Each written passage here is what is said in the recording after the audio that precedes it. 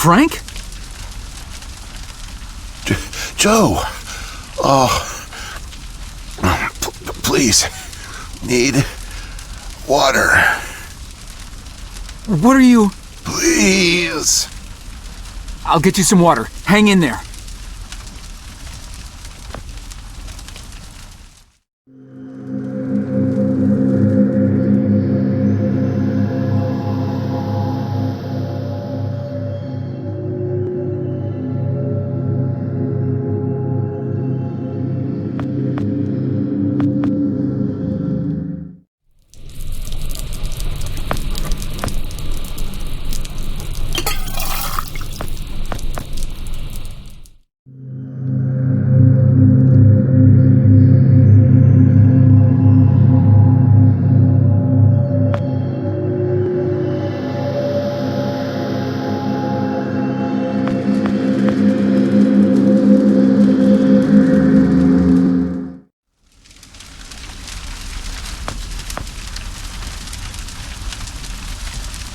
Here you go, Frank.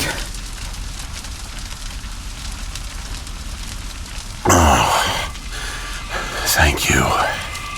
I don't understand. What are you doing here? Where are we? I'm not sure. I had no time. Pushed it as far as it'd go. But from what I've been reading, everything gets imprecise the farther you travel. Even your physical location can get messed up. Nobody's been this far. We could be hundreds, maybe thousands of years in the future for all I know. I don't get it. So, you're a time pilot now? Do I really need to spell it out for you, Joe? I stole it. What? You stole the time machine, but why? Look, I've got no reason to tell you, but I guess it doesn't matter. You're the last person I'll be sharing anything with anyway. The truth is, I'm a Soviet agent. Cut it out, Frank. I'm not falling for that one again. I'm not joking. Frank, you're just sick, confused. Come on, you can't be. Where's your Russian accent? Joe, I'm an undercover agent deployed by the Kremlin. My job is to fit in. How far do you think I'd get if I went around calling everyone comrade?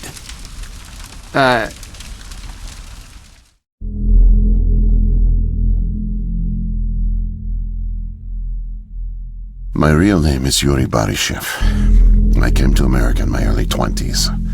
I went to school here, worked here, spent nearly 10 years building the foundation of an ordinary life. But the truth is that my life is far from ordinary. I am a spy. I was planted by the Soviet Foreign Intelligence Agency to gather intel on advanced U.S. military research programs, and I started getting my first missions in the mid-60s. At the time, I thought I had built a promising portfolio of leads, but as I started to pursue them, most of them turned out to be worthless. By 1968, I had run out of goodwill with my handlers at the Kremlin. I was a disgrace, and headed for extraction.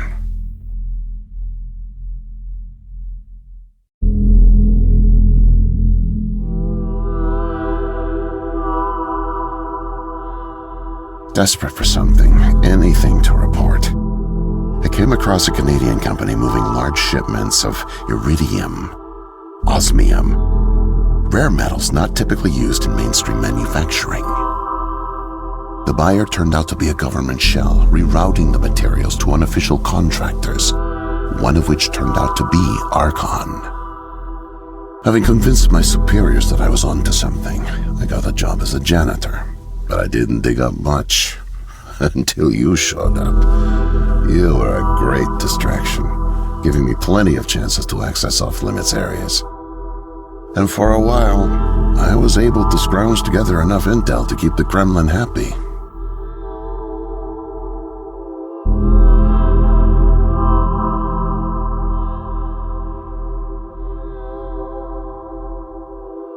My hunch was correct, but I didn't have the full picture. Not yet. The metals were being used to build something unusual, all right. But I just couldn't piece it together. What I found made no sense. time travel, doomsday scenarios. It read like bad science fiction. For a while, I thought they were onto me, feeding me bogus information. But as time went on, with security tightening around the labs and no one confronting me, I began to suspect that my intel was legit. But time was running out, with Brezhnev and your President Nixon set to negotiate the nuclear disarmament treaty in a few weeks. My superiors were demanding results.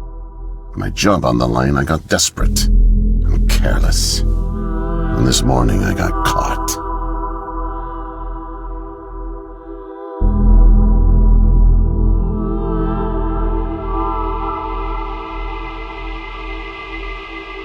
I was tailing an engineer into an off-limits lab when I bumped into Barney from security. Ironically, management chalked up my trespassing to cluelessness and settled for just firing me. Knowing I wouldn't get another chance, I stole a security badge and snuck back in. I just found the time machine operator's manual when you showed up out of nowhere and nearly screwed it all up. Then it clicked. Not only could I steal the technology, it was the perfect getaway, too. Using the manual, I set the destination as high as it would allow. I figured if I could just get far away, I'd have plenty of time to figure out how to get it back to the motherland. But, well, I guess you know the rest.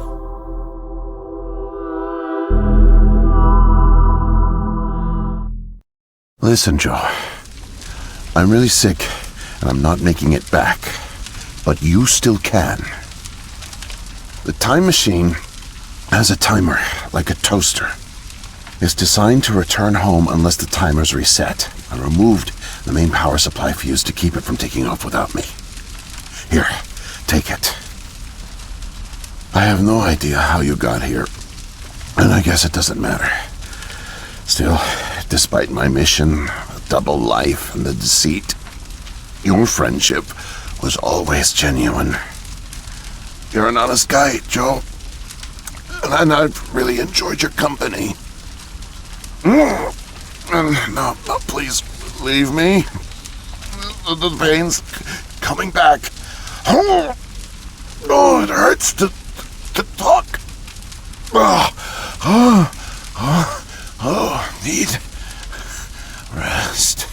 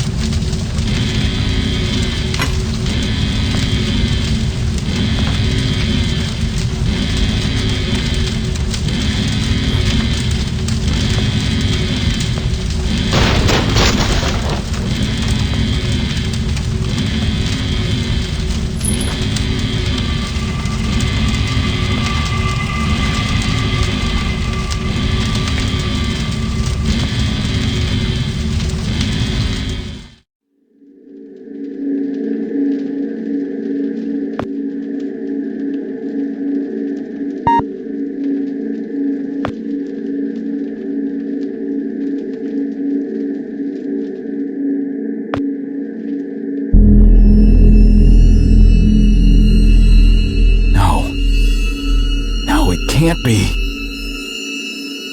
The foreign organism. It's me. I brought back the disease. I'm the one who spreads it. It was me all along. I must have brought it back with me. Oh God, I think I'm gonna throw up. I can't deal with this. What do I do?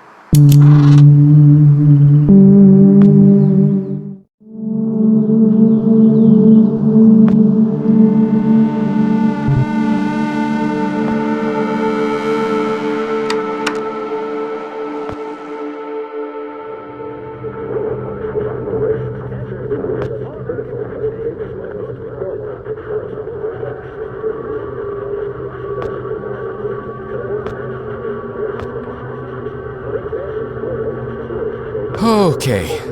Personal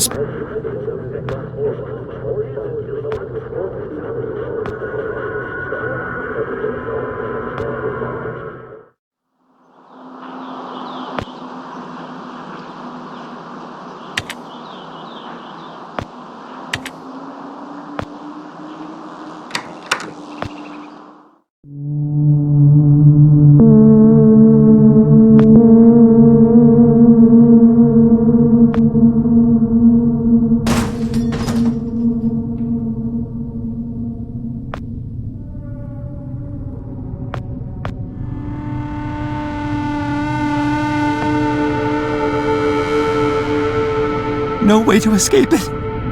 No way out, no way out, no way out. I'm sorry, what? End of days. Scourge and sickness. The cleansing of the earth. The overlords conspired against us, tricked us, made us bring the poison back into the nest, like good little ants. Who did? Too late. What's done is done. No backsies, but we must try. Do you hear me? Sure. The key to salvation. I've seen it, felt its color, know its shape. They don't know that I know. Oh no, but I know. I know. Write it. Write it, write it, write it. Before it disappears. Write it down before it disappears. Took away my tools. I'll forget without my tools. Your tools? Pens, paper, they're erasing the slate, forcing me to forget, trying to break my resolve. The persistence of memory, I must repeat all the time, repeat. Oh, they fear me, cower at the sight of scientific rigor. They know I'm close, so they take away my tools. But I'll show them. The blinding light of the scientific method casts no shadows.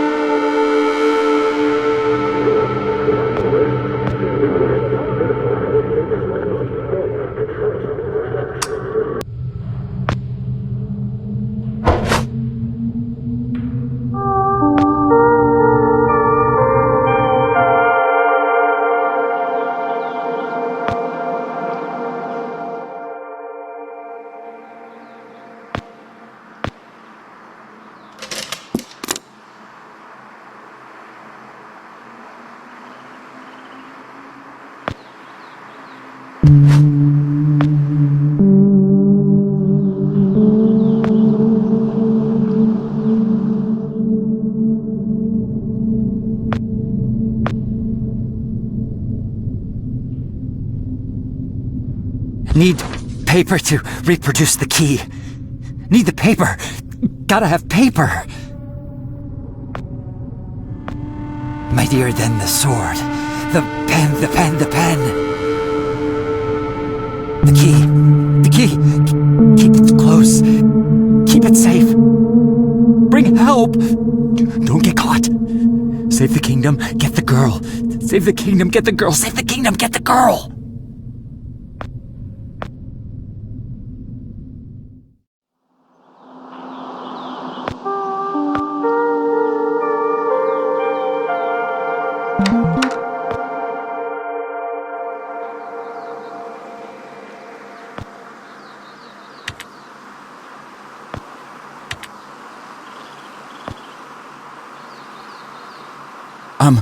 Miss, nurse, Oh, hi there. Goodness, you startled me. You could have just knocked. And it's Doctor, actually, Dr. Emma Brown. I'm a little embarrassed to say, but we don't have any files on you, so I don't even know your name. It's Joe, ma'am. Oh, call me Emma. We're not so formal here. It's nice to meet you, Joe. I'm sorry, Dr. Brown. I don't know how to say this, but everyone here is in serious danger. I'm very sick, and it's very important you call the authorities and— Whoa, whoa, whoa. Take it easy. Deep breaths. There's nothing to be afraid of. How do you feel? Okay, I guess. A little sore. See, you're fine. And the soreness is to be expected. You've undergone muscle therapy. You've been asleep for at least 3 decades, after all. Maybe even more. What? Where am I? What year is this? Easy, Joe. I know it's a lot to take in. It'd be a shock to anyone's system. Haven't been under for as long as you have. It's 2012, and this is the psychiatric ward at St. Genevieve's Hospital. You were brought out of hibernation 5 weeks ago. Like the others, You were placed in an artificial coma for regenerative muscle therapy and brought here for evaluation and rehab after everything checked out. Oh, God. The tubes. You have to listen to me, Doctor. I'm dangerously sick. I was carrying something when I got in. Oh, that? Well, that's true. You did all have some kind of flu. Actually, the resident physician did find it peculiar how you had all contracted a type of avian flu that only first appeared in the late 90s, and a new strain at that. In any case, the pathogen was largely dormant due to the extended hibernation. We run very thorough medical checks on all our cryo clients, so we gave you all a shot of our regular cocktail. Cleared it right up before you even came to. So it's gone? But Archon... Yes, I'm afraid I don't know much about all of that. All I know is that the company that froze you went bankrupt back in the early 70s. A victim of industrial sabotage, I think. Anywho, the remaining assets were sold off, and the Cryoform company bought the cryogenics technology. As per ethical requirements, that included all of you who were frozen there. We've been helping rehabilitate Cryoform's clients for the past 5 years or so. Mostly folks suffering from previously incurable terminal illnesses and heavy wallets. But you didn't hear that from me, Unfortunately, cryogenics was a little... experimental when you went under. So, while the company's been freezing and reviving clients for quite some time, you had to stay confined to the original equipment. Apparently, a lot of Archon's original documentation was destroyed in a fire. So Cryoform had practically no information on any of you. That's another reason it took so long to figure out how to revive you. Sadly, the others haven't been quite as coherent. They share certain delusions, end of the world, that sort of thing. An unfortunate side effect of cryogenics' primitive state at the time, I suspect. You, however, seemed just fine. Apart from the shock, I mean. So I'm not sick? You sure? Yes, Joe, quite sure. In fact, I see no reason to keep you here. We have an excellent rehabilitation team who'll get you settled into your new life in no time. Just come see me when you're ready to go.